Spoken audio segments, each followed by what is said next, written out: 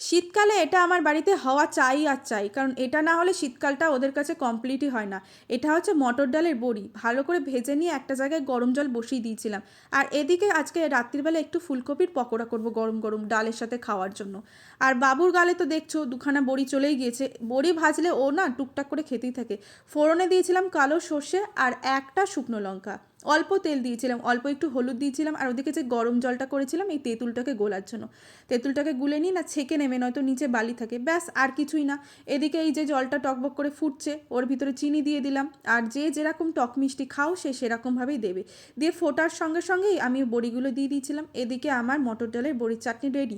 ঘরে গিয়ে দেখি আমি ঠান্ডার মধ্যে কাঁপতে কাঁপতে এত কিছু করছি আর ওরা মজা লুটছে শুয়ে শুয়ে কম্বলের তলায় ফোন দেখছি।